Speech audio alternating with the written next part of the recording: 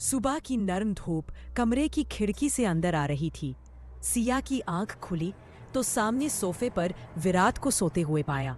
उसका चेहरा शांत था, बिल्कुल उस विराट से अलग जिसे सिया अब तक जानती आई थी। वो धीरे से उठी, फ्रेश होकर तैयार हुई। बालों में क्लिप लगाते हुए उसके मन में एक सवाल गूंज रहा था। विराट इतना बदल कैसे गया?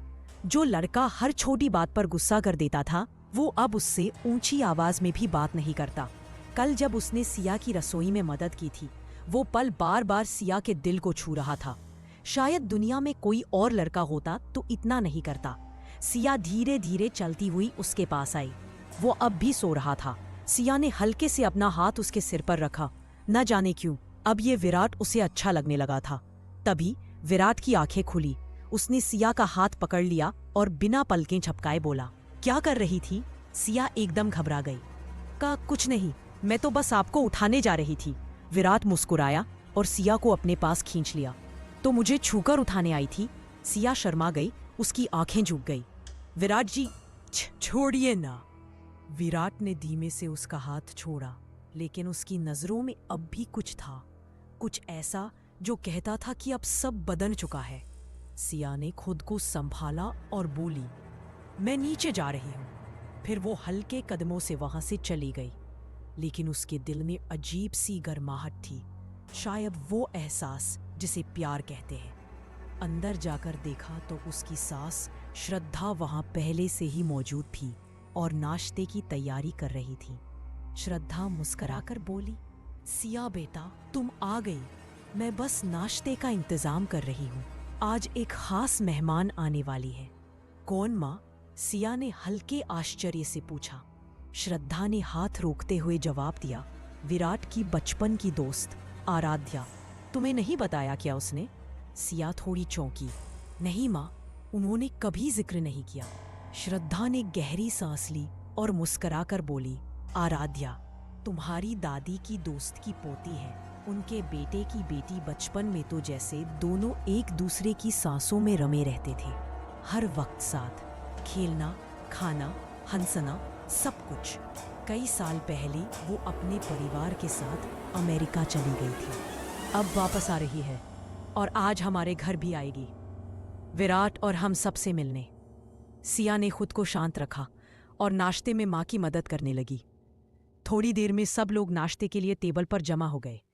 विराट के पापा, दादी, बहन वैशाली और खुद विराट भी आकर बैठ गया। सिया पूरे सम्मान से नाश्ता परोस रही थी। दादी की आंखों में चमक थी। आज तो घर में फिर से रौनक लौट आएगी। मेरी प्यारी आराध्या वापस आ रही है। वैशाली ने हंसते हुए सिया की तरफ देखा। आपको पता है भाभी, भाई और आराध्या की दोस्ती इतनी गहरी थी कि हम तो सोचते थे ये दोनों ही शादी करेंगे।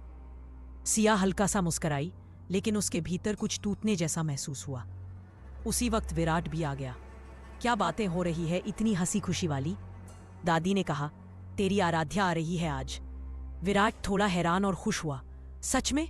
उसने तो मुझे बताया भी नहीं। अभी सब बात कर ही रहे थे कि दरवाजे की घंटी बजी और वहां खड़ी थी आराध्या, एक सुंदर लड़की जिसकी मुस्कान में आत्मविश्वास था और कपड़े फैशन से भरपूर।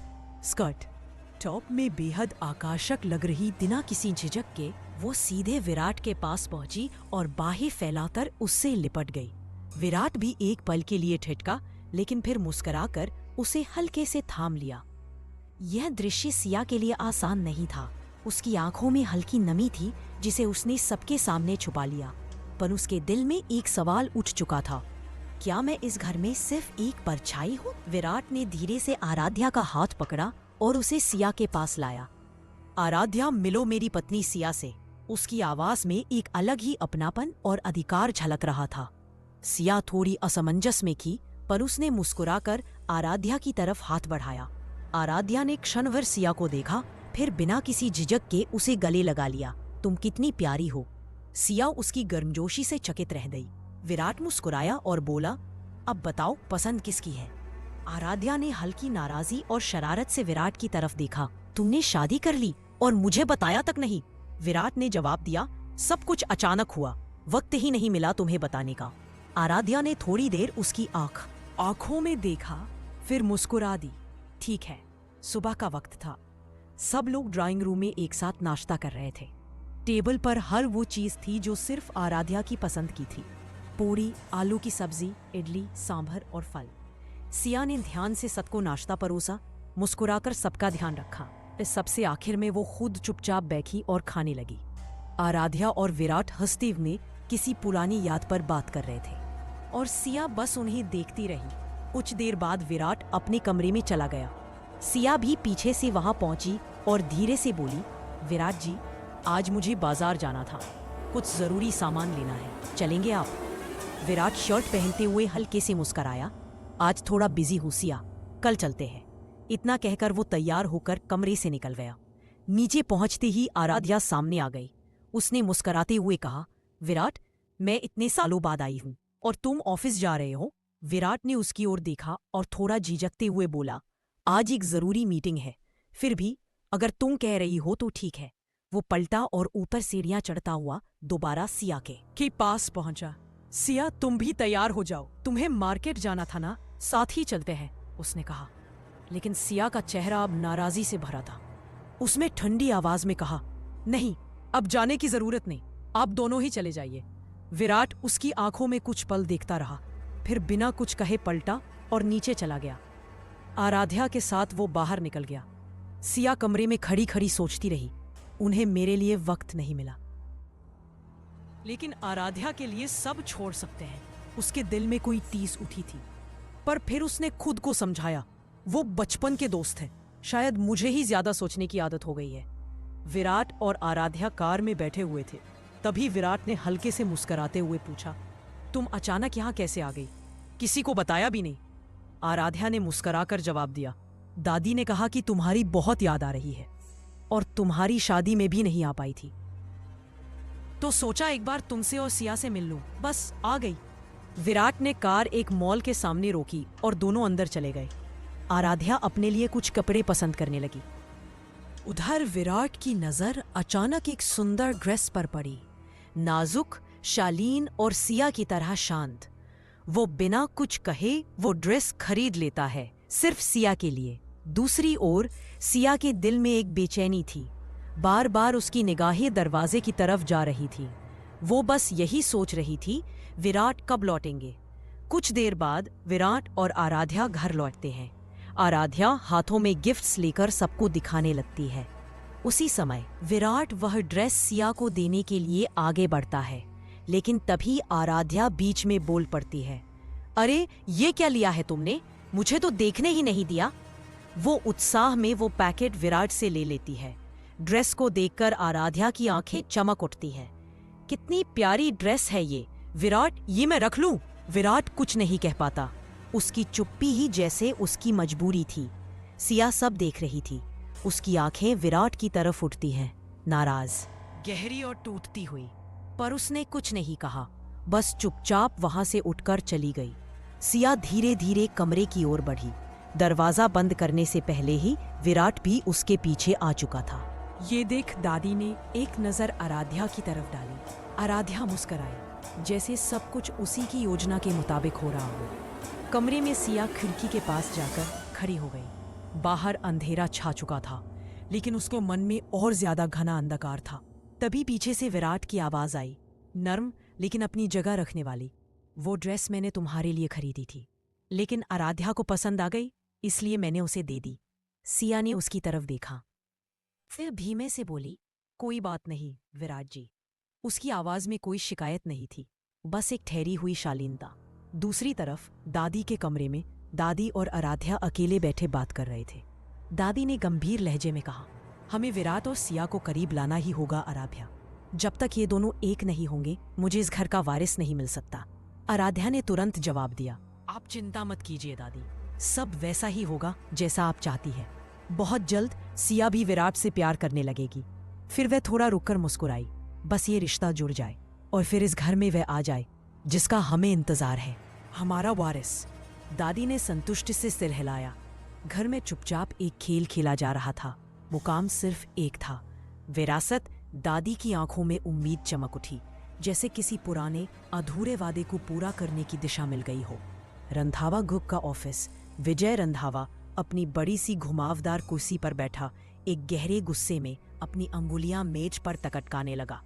उसी वक्त उसका निजी डिटेक्टिव उसके सामने आया और बोला, सर, जैसा आपने कहा था, मैं जल्द ही विराट सिंघानिया की हर कमजोरी, उसके परिवार, आदतों और हर दिन की गतिविधियों की पूरी जानकारी आपको देता रहूंगा। विजय ने उसकी ओर देखा और धीमे मगर जहरीले स्वर में कहा, मुझे उसके बारे में सब कुछ चाहिए, उसकी ताकत नहीं, सिर्फ उसकी कमजोरियां। जहां वो टूट सकता है वहीं मैं वार करूंगा। डिटेक्टिव ने सिर हिलाया और चुपचाप कमरे से निकल गया। विजय की आंखों में अब एक ही आग जल रही थी, बदले की। अब तुझे मैं छोड़ूंगा नहीं विराट सिंघानिया। तूने मेरे रास्ते में जो कांटे बोए थे, अब वही तेरे लिए शूल बनेंगे। अब तेरा विनाश तय है। विराट ऑफिस के केबिन में बैठा काम में डूबा हुआ था। टेबल पर फाइलों का ढेर था और लैपटॉप स्क्रीन पर रिपोर्ट्स की लंबी लिस्ट चल रही थी। लेकिन उसकी नजरें कुछ ढूंढ रही थी, जैसे किसी अनजाने डर की आहट हो। तभी दरवाजे पर हल्की दस्तक हुई। आ जाइए, विराट ने बिना देखे कहा। उसका सेक्रेटरी कमरे में आया, चेहरा गंभीर और आवाज में तनाव था। सर, मुझे एक जरूरी बात बतानी है। विराट ने उसकी ओर देखा। बोलो। सर, मुझे एक भरोसेमंद सूत्र से जानकारी मिली है कि कोई आपकी और आपके परिवार पर नजर रख रहा है और वो कुछ बड़ा प्लान कर रहा है। विराट की आंखों में एक ठंडक उतर आई। वो एक पल को चुप रहा, फिर गहरी आवाज में बोला, पता करो कौन है वो और किसके इशारे पर काम कर रहा है। वो अपनी कुर्सी से उठा, जेब से फोन निकाला और तेजी से विराज का नंबर डायल किया। हेलो भैया, विराट, सब ठीक तो है? भैया, अभी अभी मेरे सेक्रेटरी ने बताया कि हमारे घर और फैमिली पर कोई खतरा मंडरा रहा है। विराज की आवाज में कोई घबराहट नहीं थी, बल्कि एक ठंडी रणनीति की झलक थी। हाँ, मुझे पता है। मैंने पहले ही कुछ संकेत पकड़ लिए थे। घर की सुरक्षा बढ़ा दी है, गार्ड्स डबल कर दिए हैं और पूरे सिस्टम को लॉकडाउन मोड में डाल दिया है। बाकी जो करना है वो मैं देख लूंगा, तुम टेंशन मत लो। विराट थोड़ी देर चुप रहा, फिर बोला, ठीक है भैया, लेकिन इस बार अगर किसी ने हमारी फैमिली की तरफ भी देखा ना, तो मैं उसे मिटा दूंगा। फोन कट गया। विराट की आंखों में अब गुस्सा नहीं था, बल्कि एक सुनियोजित तूफान था। कोई था जो अंधेरे में साजिशें रच रहा था। लेकिन वो नहीं जानता था कि विराट सिंघानिया को छूने की कीमत बहुत भारी पड़ती है। विराट बाथरूम से फ्रेश होकर कमरे में बाहर आया। सिया चुपचाप पलंग पर बैठी थी, जैसे किसी सोच में खोई हो। विराट ने उसकी ओर देखा और धीरे धीरे उसके पास आकर हल्की मुस्कान के साथ पूछा, क्या सोच रही हो सिया? सिया थोड़ी चौंकी, फिर खुद को संभालते हुए बोली, कुछ नहीं विराट जी, बस यूं ही। विराट उसकी ओर और थोड़ा झुकाया, धीरे से उसके हाथ की पकड़ा और हल्के से मुस्कुराते हुए बोला, यूं ही, जब तुम चुप होती हो ना, तो तुम्हारी आंखें बहुत कुछ बोल जाती है। उसने सिया को अपनी बाहों में भर ली। सिया शर्माते हुए उसकी आंखों में देखने लगी। कुछ कहना चाह रही थी, पर शब्द नहीं मिल रहे थे। लेकिन तभी कमरे का दरवाजा अचानक बिना नॉक किए खुला। आराध्या अंदर आ गई। विराट ने तुरंत सिया से खुद को अलग किया। आराध्या ने मुस्कुराकर कहा, विराट, चलो ना, मुझे और वैशाली को आइसक्रीम खाने जाना है। उसने सिया को देखा और फिर बोली, तुम भी चलो हमारे साथ सिया, अकेले मत बैठो यूं ही। विराट ने तुरंत सिया का हाथ थाम लिया और धीमे से बोला, चलो सिया, तुम भी हमारे साथ चलो। सिया थोड़ा हिचकी, लेकिन विराट की आंखों में देखकर उसका मन न कर सका। वो चुपचाप खड़ी हुई और विराट के साथ चल दी।